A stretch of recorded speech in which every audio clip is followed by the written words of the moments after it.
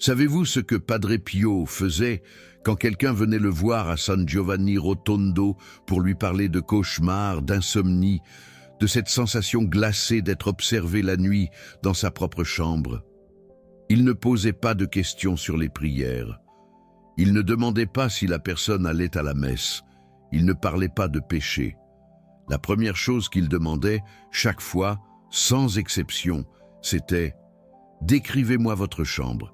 Dites-moi exactement ce qu'il y a sur votre table de nuit, ce qui est accroché à vos murs, ce qui se trouve sous votre lit. » Et quand la personne, surprise, commençait à décrire sa chambre, Padre Pio fermait les yeux. Et il voyait. Il voyait ce que personne d'autre ne pouvait voir. Il voyait les objets, et il voyait ce que ces objets attiraient dans le monde invisible. Ce que je vais vous révéler aujourd'hui m'a été transmis par 3 témoignages différents, 3 histoires de personnes qui sont allées voir Padre Pio avec le même problème et qui ont reçu le même avertissement, un avertissement que l'Église n'a jamais publié, un avertissement que les prêtres ne donnent presque jamais en chair, un avertissement qui concerne 3 objets que vous avez probablement dans votre chambre en ce moment même. Et ces 3 objets, selon ce que Padre Pio voyait dans le monde spirituel, ouvrent des portes que vous ne voyez pas, des portes par lesquelles le mal entre chez vous chaque nuit. Avant d'aller plus loin, je veux être clair avec vous. Je ne dis pas cela pour vous faire peur, je dis cela parce que j'aurais voulu que quelqu'un me le dise il y a 30 ans. Quand mon mari était malade, quand je passais des nuits blanches à prier à côté de son lit, quand je sentais cette présence froide dans notre chambre que je n'arrivais pas à expliquer, j'avais 2 de ces 3 objets chez moi, et je ne le savais pas. Personne ne me l'avait dit. Mon prêtre ne me l'avait pas dit. Mes amis du groupe de prière ne me l'avaient pas dit. Et pendant des années, j'ai prié dans une chambre qui, selon les termes mêmes de Padre Pio, était une porte ouverte. Si vous avez déjà ressenti cette sensation étrange dans votre chambre la nuit, si vous avez déjà eu l'impression que quelqu'un vous regarde pendant que vous dormez, si vous avez déjà fait des cauchemars si réels, si terrifiants, que vous vous réveillez en sueur avec le cœur qui bat comme si vous aviez couru un marathon, si vos prières du soir semblent tomber dans le vide, comme des pierres jetées dans un puits sans fond, alors écoutez-moi très attentivement. Car ce que Padre Pio a révélé sur les objets dans nos chambres pourrait changer vos nuits pour toujours. Le premier témoignage vient d'une femme nommée Marguerite Dubois. Elle avait 72 ans quand elle fit le voyage de Toulouse à San Giovanni Rotondo en 1956. Marguerite était veuve depuis 4 ans. Son mari, Henri, un ancien cheminot, était mort d'une embolie pulmonaire un dimanche matin, juste après la messe. Marguerite vivait seule dans leur appartement du quartier Saint-Cyprien, avec les meubles qu'ils avaient achetés ensemble, les rideaux qu'Henri avait choisis et un grand miroir ancien que sa belle-mère leur avait offert pour leur mariage en 1911. Ce miroir, c'était un bel objet, un cadre en bois sculpté, un verre épais et ancien qui donnait au reflet une teinte légèrement dorée. Il était accroché au mur face au lit conjugal. Il avait toujours été là. Pendant 45 ans de mariage, Marguerite et Henri s'étaient endormis chaque soir face à ce miroir. Il faisait partie de leur vie comme les murs, comme le plancher, comme l'air qu'on respire. On ne le remarquait même plus. Mais après la mort d'Henri, quelque chose changea. Marguerite commença à faire des cauchemars, pas des cauchemars ordinaires, des cauchemars d'une intensité qu'elle n'avait jamais connue en 72 ans de vie. Elle rêvait qu'elle se réveillait dans son lit et que le miroir ne reflétait plus la chambre. Le miroir montrait autre chose, une pièce sombre, sans mur visible, où des silhouettes se déplaçaient lentement, comme des ombres qui marcheraient au fond d'un lac noir. Et ces silhouettes la regardaient. Elles la regardaient à travers le miroir, comme si le miroir n'était pas un miroir, mais une fenêtre. Et ces choses, de l'autre côté, attendaient. Marguerite se réveillait en hurlant. Elle allumait toutes les lumières. Elle priait le chapelet, les litanies, le « Je vous salue Marie », tout ce qu'elle connaissait. Mais la peur ne partait pas. Et chaque nuit, les cauchemars revenaient, de plus en plus détaillés, de plus en plus réelle. Certaines nuits, Marguerite jurait entendre des bruits dans la chambre après s'être réveillée. Des craquements, des froissements, comme si quelque chose se déplaçait dans le noir, juste hors de son champ de vision. Son médecin parla de nerfs, d'anxiété liée au deuil. Il lui prescrivit des comprimés pour dormir. Marguerite les prit pendant quelques semaines, mais les cauchemars traversaient même les médicaments. Alors son médecin augmenta la dose. Marguerite dormait plus profondément, mais quand les cauchemars venaient, ils étaient encore pires, parce qu'elle ne pouvait plus se réveiller. Elle était piégée dans le rêve, forcée de regarder les silhouettes dans le miroir sans pouvoir crier, sans pouvoir bouger, sans pouvoir s'enfuir. C'est sa voisine, une Italienne nommée Carmela, qui lui parla de Padre Pio. Carmela était originaire de la Puglia, la même région que San Giovanni Rotondo. Elle avait vu Padre Pio célébrer la messe quand elle était enfant. Et elle dit à Marguerite, « Ce que tu vis, ce n'est pas les nerfs, ce n'est pas le deuil, c'est autre chose. » Et Padre Pio est le seul qui peut voir ce que c'est. Marguerite fit le voyage, 4 jours de train. Elle arriva à San Giovanni Rotondo un mardi matin de septembre, épuisée, les yeux cernés, les mains tremblantes d'avoir si peu dormi. Elle attendit 2 jours pour pouvoir entrer dans le confessionnal de Padre Pio. Et quand elle s'agenouilla devant lui, avant même qu'elle ouvre la bouche, Padre Pio leva la main et dit « Il y a un miroir dans votre chambre. » Marguerite resta muette, elle n'avait rien dit, pas un mot, pas un geste, et Padre Pio savait, il continua « Ce miroir est face à votre lit. Il est ancien. Il a été offert par une femme qui n'avait pas de bonnes intentions envers vous. Et chaque nuit, quand vous dormez, ce miroir fait exactement ce que vous voyez dans vos cauchemars. Il s'ouvre. » Marguerite bégaya. « Il s'ouvre. Comment un miroir peut-il s'ouvrir ?» Padre Pio répondit avec cette patience infinie qu'il avait pour les âmes sincères. « Ma fille, un miroir n'est pas seulement un objet qui reflète la lumière. Dans le monde spirituel, un miroir est une surface de passage. Quand un miroir est béni, quand il se trouve dans une maison où la prière est vivante et sincère, il reste ce qu'il est, un simple objet. Mais quand un miroir est ancien, quand il a été offert avec de mauvaises intentions, quand il fait face au lit où une personne dort et où son âme est donc sans défense, ce miroir peut devenir autre chose. Il peut devenir une fenêtre, et de l'autre côté de cette fenêtre, il y a des yeux qui regardent. » Marguerite tremblait. Elle demanda, « Padre, que dois-je faire ?» Padre Pio dit, « La première chose que tu vas faire en rentrant chez toi, c'est retirer ce miroir de ta chambre. Ne le déplace pas dans une autre pièce. Retire-le de ta maison. Ne le donne à personne d'autre. Brise-le et fais bénir ta chambre par ton prêtre. Demande-lui de venir avec de l'eau bénite et de bénir chaque mur, chaque coin, chaque recoin de cette pièce. Et ensuite, à l'endroit exact où se trouvait le miroir, accroche un crucifix béni. Le crucifix est le miroir de Dieu. Il ne reflète pas ton image, il reflète la croix. Et devant la croix, aucune porte ne peut rester ouverte. Mais Padre Pio ne s'arrêta pas là, et c'est ici que l'histoire prend un tournant que personne n'attendait. Il demanda, « Marguerite, qu'est-ce qu'il y a au-dessus du miroir ?» Marguerite réfléchit. Au-dessus du miroir, accroché à un petit clou, il y avait un chapelet en bois sombre qu'elle avait acheté des années auparavant dans une boutique du vieux Toulouse. Une boutique qui vendait des objets religieux mais aussi des cristaux, des cartes de tarot, des livres d'astrologie. Une de ces boutiques ambiguës où le sacré et l'occulte se mélangent sur les mêmes étagères. Padre Pio ferma les yeux et quand il les rouvrit, son visage portait une expression que Marguerite n'oublia jamais. Plus grave que la tristesse, plus profonde que la colère, c'était de la douleur, une douleur physique, comme si quelqu'un venait de le frapper. Il dit « ce chapelet est pire que le miroir ».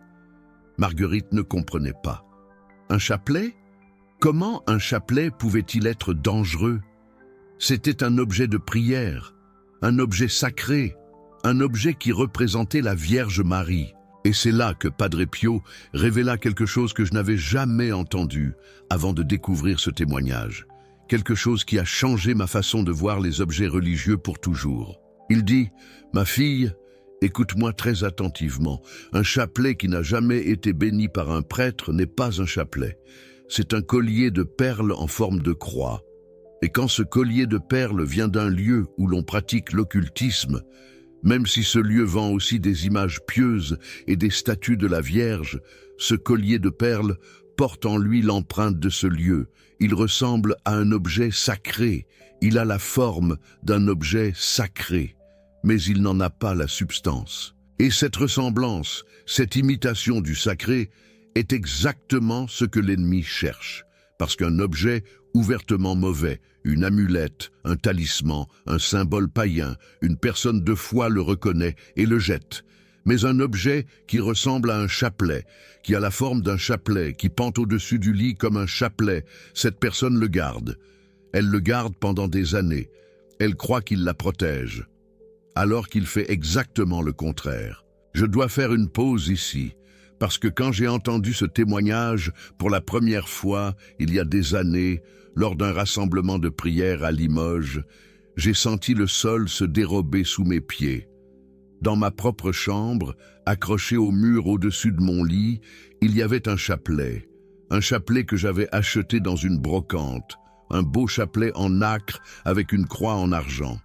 Je l'avais acheté parce qu'il était beau, pas dans une église, pas chez un artisan religieux, dans une brocante. Et je ne l'avais jamais fait bénir. Pendant des années, j'avais dormi sous ce chapelet en croyant qu'il me protégeait. Et pendant toutes ces années, je me demandais pourquoi mes nuits étaient si agitées. Pourquoi je me réveillais fatigué. Pourquoi cette impression de lourdeur ne quittait jamais ma chambre. Le soir même où j'ai entendu le témoignage de Marguerite, j'ai retiré ce chapelet de ma chambre. J'ai appelé mon prêtre le lendemain matin. Il est venu bénir ma chambre, et je vous le dis avec toute l'honnêteté dont je suis capable. La première nuit après la bénédiction, j'ai dormi comme je n'avais pas dormi depuis des années. 8 heures d'affilée, sans cauchemar, sans cette sensation de présence, sans cette lourdeur. Comme si quelqu'un avait ouvert une fenêtre dans une pièce où l'air était vicié depuis des années. Marguerite fit ce que Padre Pio lui avait dit. Elle rentra à Toulouse.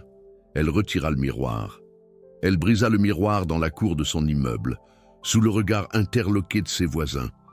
Elle jeta le chapelet de la boutique. Elle appela son curé, le père Antoine, et lui demanda de venir bénir sa chambre. Le père Antoine, un homme pragmatique qui ne croyait pas trop aux histoires de miroirs et de démons, vint quand même, parce que Marguerite était une paroissienne fidèle et qu'il n'allait pas lui refuser une bénédiction. Il aspergea les murs d'eau bénite, récita les prières et repartit en pensant probablement que les cauchemars de Marguerite venaient de la solitude et du deuil. Mais cette nuit-là, Marguerite dormit en paix, pour la première fois depuis la mort de son mari, et les cauchemars ne revinrent jamais. Pas une seule fois en 23 ans. Marguerite mourut à 95 ans, en 1979, paisiblement dans son sommeil, un chapelet béni par Padre Pio lui-même entre les mains. Un vrai chapelet cette fois. Un chapelet que Padre Pio avait pris dans ses mains stigmatisées, qu'il avait pressé contre ses lèvres en murmurant une prière et qu'il avait tendu à Marguerite en disant « Celui-ci te protégera ». Parce que celui-ci a été touché par les mains du Christ. Gardez cette histoire en mémoire, car le deuxième témoignage va vous montrer que le danger ne vient pas toujours d'où l'on croit. Le deuxième cas concerne un homme, André Laurent, 58 ans, ancien militaire. Il vivait à Lyon, dans un appartement du quartier de la Croix-Rousse. André n'était pas ce qu'on appelle un catholique fervent. Il allait à la messe à Noël et à Pâques, par habitude plus que par conviction. Il priait rarement, il ne se confessait presque jamais. Mais André avait un problème que ni les médecins ni les psychologues ne pouvaient résoudre. Depuis 3 ans, André ne dormait plus. Pas du tout. Ou plutôt, il s'endormait vers minuit, comme tout le monde. Mais il se réveillait exactement à 3 heures du matin, chaque nuit, sans exception. À 3 heures exactement, comme si quelqu'un avait réglé un réveil invisible dans sa tête. Et quand il se réveillait, il était envahi par une colère noire. Une rage terrible, sans objet, sans raison, qui montait de son ventre comme une vague de lave et qui le poussait à crier, à frapper le mur, à briser des objets. André, qui avait été soldat, qui avait appris la discipline et le contrôle, se retrouvait à 3 heures du matin dans sa cuisine, les poings serrés, la mâchoire crispée, tremblant de rage, sans savoir pourquoi. Les médecins parlèrent de stress post-traumatique. André avait servi en Indochine, il avait vu des choses terribles. Mais André savait que ce n'était pas ça. La rage qu'il ressentait à 3 heures du matin n'avait rien à voir avec l'Indochine. Ce n'était pas de la peur, ce n'était pas du traumatisme, c'était autre chose, quelque chose de plus ancien, quelque chose qui semblait venir d'ailleurs. Pas de sa mémoire, pas de son passé, de quelque part au-dessous ou au-delà. La femme d'André, Hélène, était une catholique pratiquante. C'est elle qui insista pour qu'il fasse le voyage à San Giovanni Rotondo.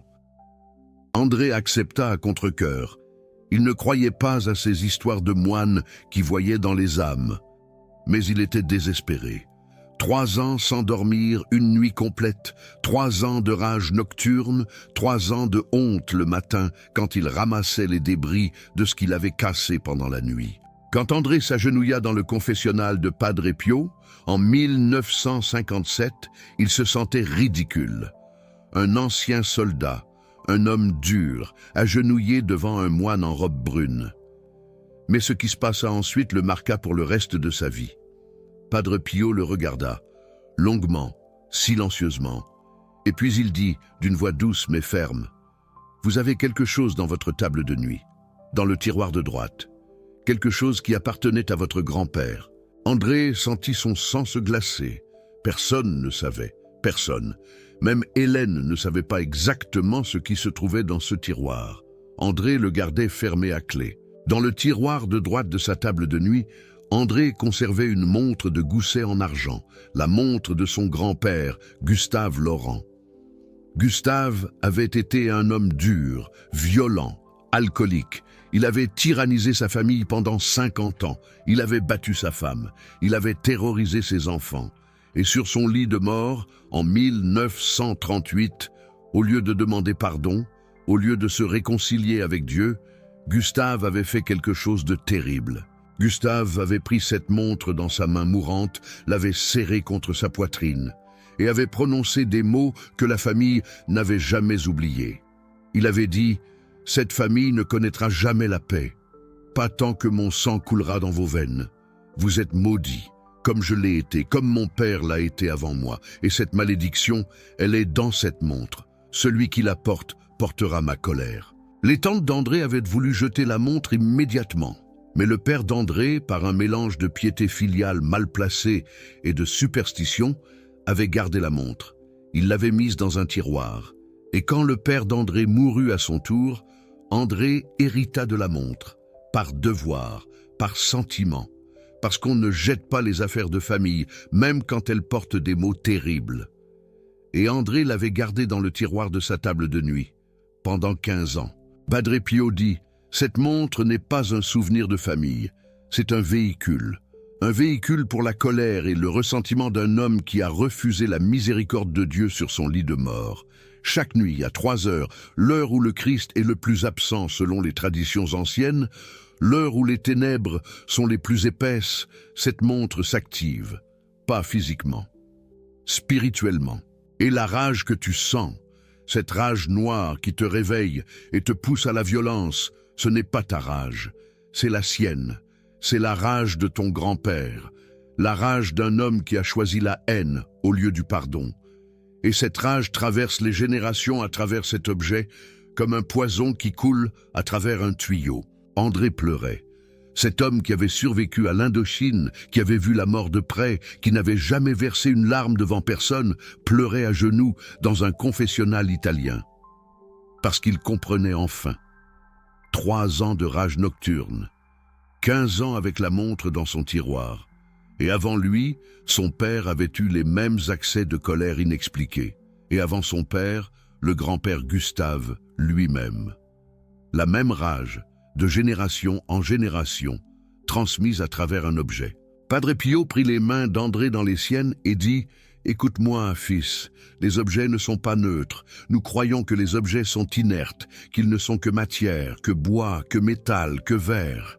Mais dans le monde spirituel, les objets sont des réceptacles. Ils absorbent les prières ou ils absorbent les malédictions. Ils portent les bénédictions ou ils portent les condamnations. Un chapelet béni par un prêtre porte en lui des siècles de prières mariales. Une médaille de Saint Benoît bénite porte en elle la protection de l'Église. Mais un objet maudit, un objet sur lequel des mots de haine ont été prononcés, un objet qui a été le témoin et le réceptacle d'une rage mortelle, cet objet porte en lui cette rage, et il la transmet à quiconque le garde près de lui, surtout la nuit, surtout dans la chambre, surtout près du lit, là où l'âme est la plus vulnérable parce que le corps dort. André demanda ce qu'il devait faire. Padre Pio fut très précis. Il dit, « Tu ne vas pas jeter cette montre, tu ne vas pas la briser, tu vas la porter à ton prêtre. Tu vas lui demander de célébrer une messe pour l'âme de ton grand-père Gustave, une messe pour sa libération, parce que ton grand-père est enchaîné par sa propre haine, de l'autre côté, et tant qu'il est enchaîné, sa rage continue de couler à travers les objets qu'il a touchés de ses mains mourantes.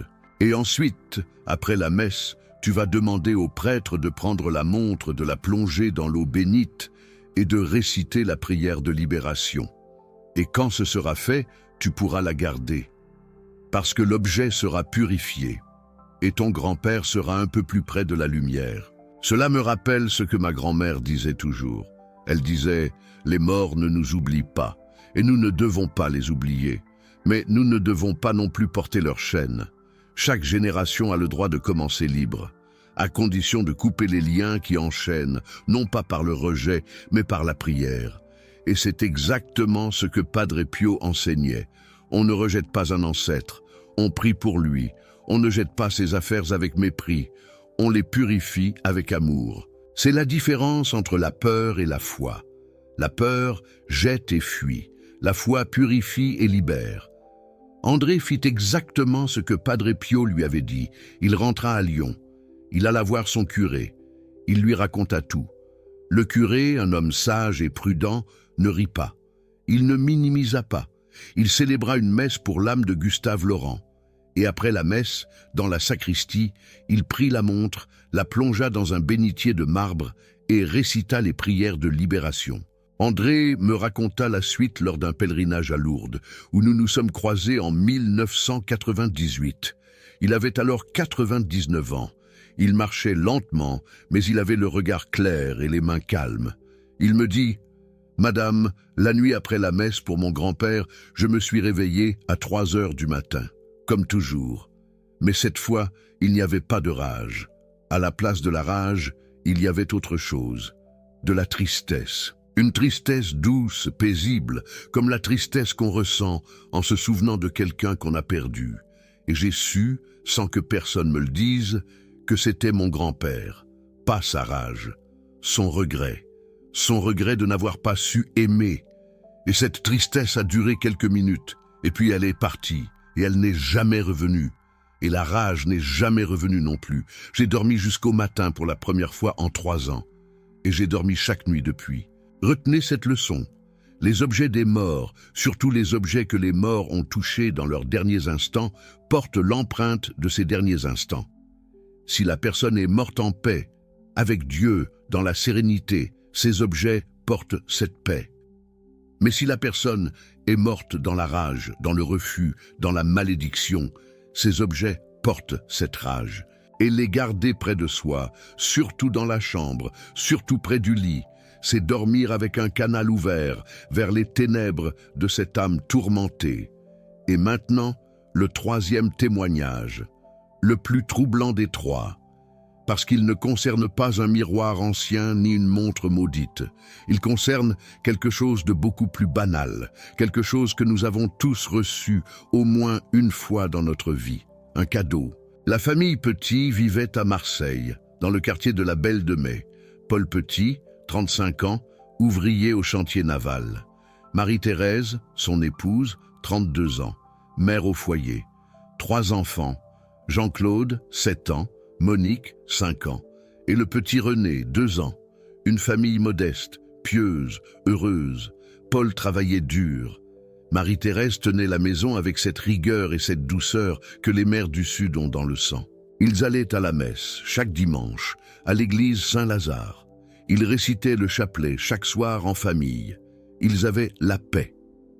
En 1955, les petits emménagèrent dans un nouveau logement, un appartement plus grand, au 4e étage d'un immeuble de la rue de la République. Les voisins vinrent les saluer. Et parmi ces voisins, il y avait une femme nommée Odette Grimaldi. Odette avait 50 ans, vivait seule depuis la mort de son mari et n'avait jamais eu d'enfant.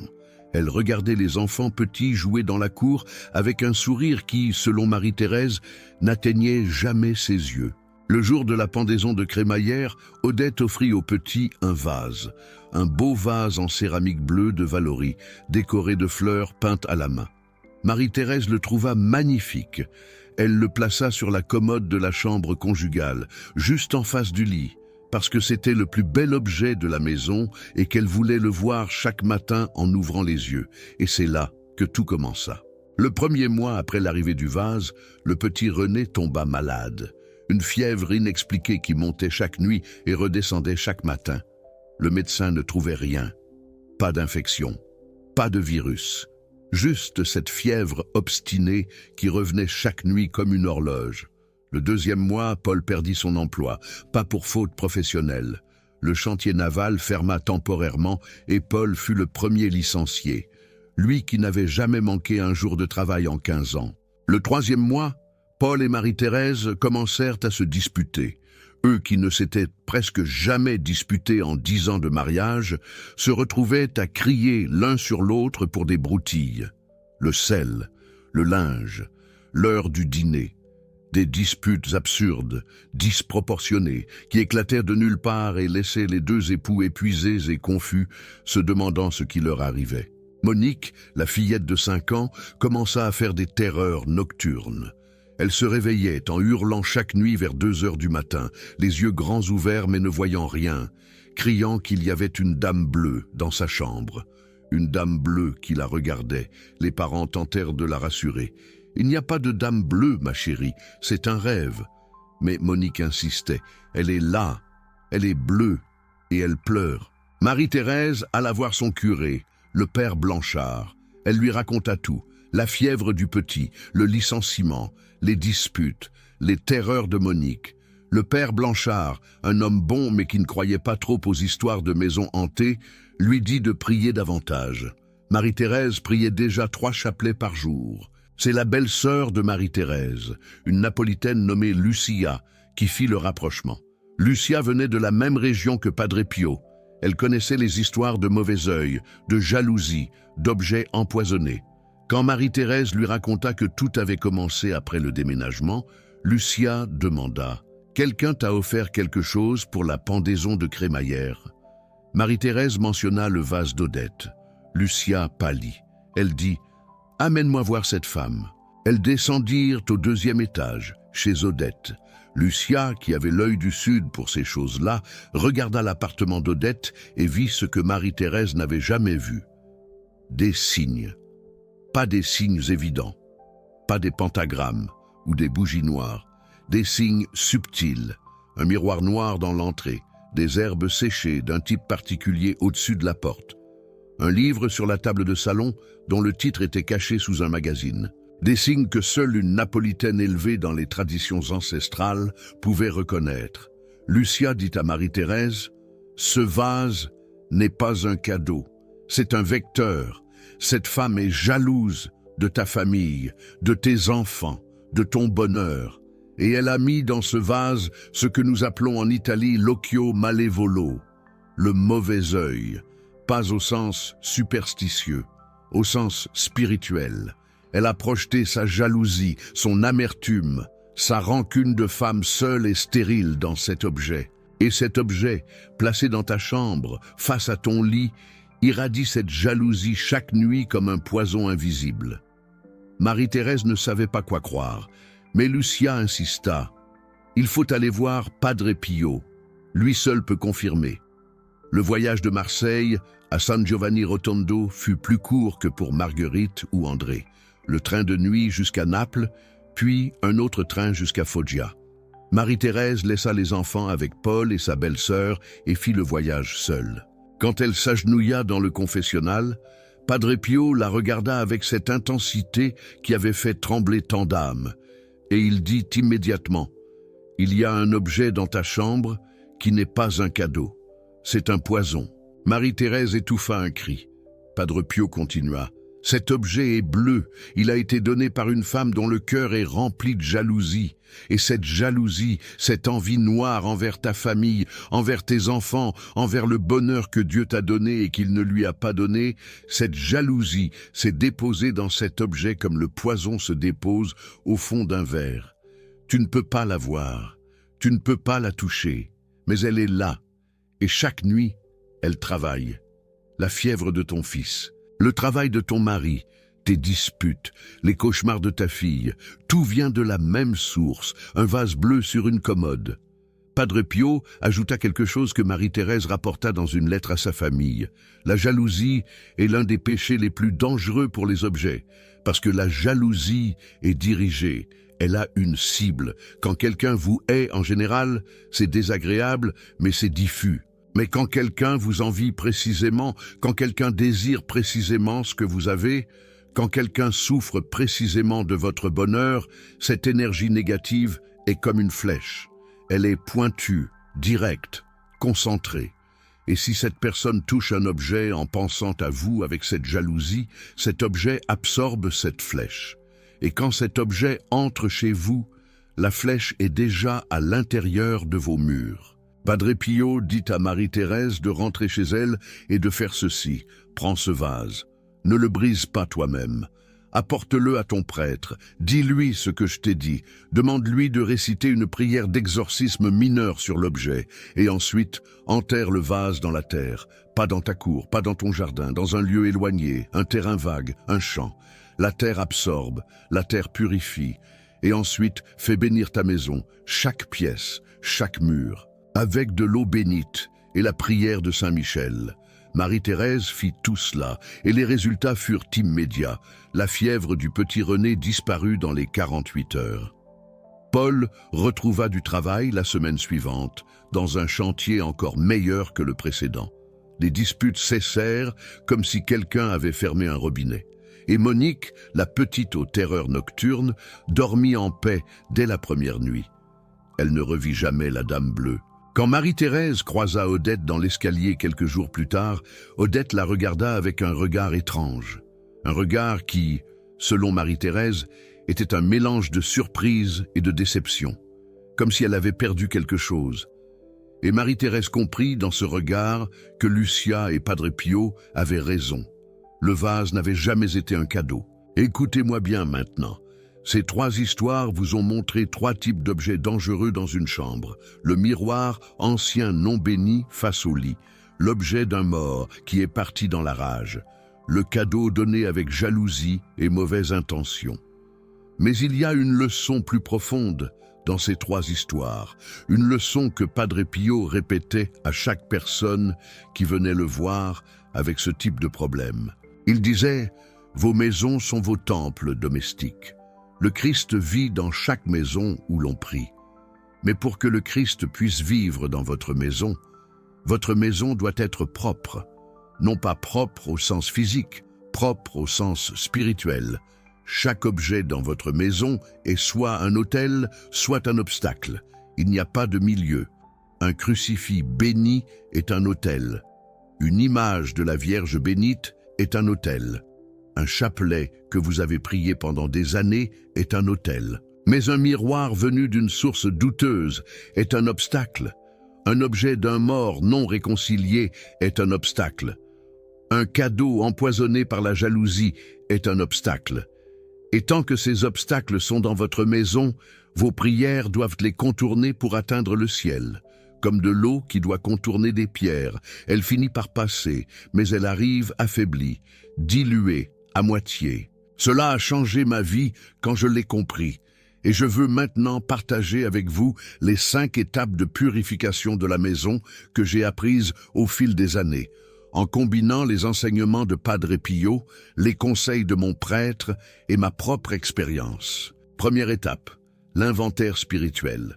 Ce soir, avant de vous coucher, faites le tour de votre chambre. Regardez chaque objet, chaque tableau, chaque photo, chaque bibelot, chaque meuble. Et pour chaque objet, posez-vous 3 questions. D'où vient-il? De qui vient-il? A-t-il été béni? Si vous ne pouvez pas répondre clairement à ces 3 questions, cet objet est suspect. Pas forcément dangereux, mais suspect. Mettez-le de côté pour la deuxième étape. Deuxième étape, le tri. Séparez les objets suspects en 3 catégories. Les miroirs face au lit, retournez-les ou déplacez-les dans une autre pièce. Les objets de personnes décédées qui ne sont pas mortes en paix avec Dieu, rassemblez-les. Les cadeaux de personnes dont vous doutez des intentions, mettez-les à part. Et surtout, vérifiez vos objets religieux. Chapelet, crucifix, médailles, images pieuses. Ont-ils été achetés dans un lieu de confiance? Ont-ils été bénis? Sinon, ils sont dans la catégorie suspecte.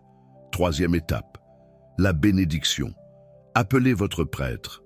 Demandez-lui de venir bénir votre maison. Pas seulement votre chambre, toute votre maison, chaque pièce, chaque couloir, chaque coin, avec de l'eau bénite, avec la prière de protection. Si votre prêtre est disponible, c'est l'idéal. Si vous ne pouvez pas obtenir une visite, demandez-lui au minimum de bénir de l'eau et apportez-la chez vous. Aspergez vous-même chaque pièce en récitant le Notre Père et le Je vous salue Marie. Quatrième étape, le remplacement.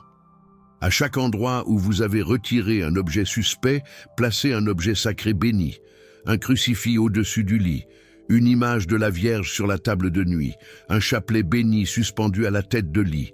Padre Pio disait « La nature a horreur du vide, le monde spirituel aussi. Si vous retirez un obstacle sans le remplacer par un autel, l'espace vide attirera un nouveau problème. Remplacez toujours. Ne laissez jamais un vide spirituel dans votre maison. » Cinquième étape, la prière du soir dans la chambre. Chaque soir, avant de vous coucher, récitez une dizaine de chapelets dans votre chambre. Pas dans le salon, pas dans la cuisine, dans votre chambre. Padre Pio disait « Le chapelet récité dans la chambre est comme de l'encens spirituel. Il parfume l'air invisible. Il chasse les présences indésirables. Il ferme les portes que les objets auraient pu ouvrir. Et il transforme votre chambre en sanctuaire, en lieu sacré, en territoire protégé. 10. Je vous salue, Marie. C'est tout. Cela prend 3 minutes. 3 minutes qui peuvent changer vos nuits pour toujours. Et maintenant, avant de conclure, je veux vous confier quelque chose de très personnel. Quand j'ai appliqué ces 5 étapes dans ma propre maison, après avoir entendu le témoignage de Marguerite, quelque chose s'est passé que je n'avais pas prévu. En faisant l'inventaire de ma chambre, j'ai trouvé, au fond d'un tiroir que je n'avais pas ouvert depuis des années, un petit cadre avec une photo de mon mari. Rien de mal en soi. Mais ce cadre avait été offert par une parente éloignée qui avait toujours été jalouse de notre mariage. Et derrière la photo, glissée entre le carton et le verre, il y avait un petit papier plié. Un papier sur lequel était écrit un mot, un seul mot. Un mot que je ne répéterai pas ici. Un mot de malédiction. Ce papier était dans ma chambre depuis 15 ans, derrière la photo de mon mari. 15 ans. Et je ne l'avais jamais vu. J'ai apporté ce cadre à mon prêtre. Il a brûlé le papier. Il a béni le cadre. Et j'ai remis la photo de mon mari sur la commode. Mais cette fois, dans un cadre propre, un cadre béni, un cadre qui porte l'amour et non la haine. Si cette révélation vous a touché, si vous avez senti que Padre Pio vous parlait à travers ces témoignages, je veux que vous sachiez quelque chose. Ces vidéos demandent des heures de recherche, de prière et de travail. Chaque témoignage que je partage avec vous a été vérifié, recueilli et transmis avec le plus grand respect pour les âmes qui ont vécu ces expériences. Le Super Thanks, ce petit cœur doré que YouTube a placé sous cette vidéo, c'est votre façon de dire « Cette mission de vérité doit continuer ». Padre Pio bénissait ceux qui aidaient à répandre la lumière, Et chaque fois que vous soutenez ce travail, vous devenez part de cette chaîne de protection spirituelle qui va d'âme en âme, de maison en maison, de prière en prière. Ce soir, vérifiez votre chambre, faites l'inventaire, posez les 3 questions pour chaque objet et n'ayez pas peur de ce que vous trouverez. Parce que la vérité, même quand elle est effrayante, est toujours le premier pas vers la libération.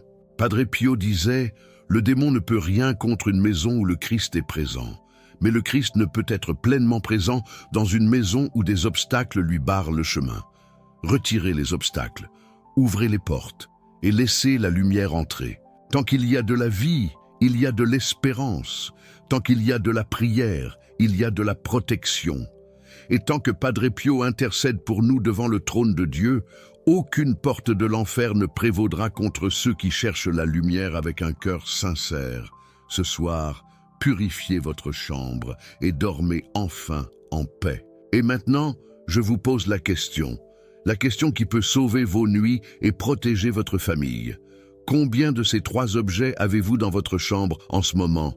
Un miroir face au lit, un objet d'une personne décédée qui n'est pas partie en paix, un cadeau d'une personne dont vous doutez des intentions. Écrivez le chiffre dans les commentaires. Et si vous le voulez, racontez-moi ce que vous avez trouvé.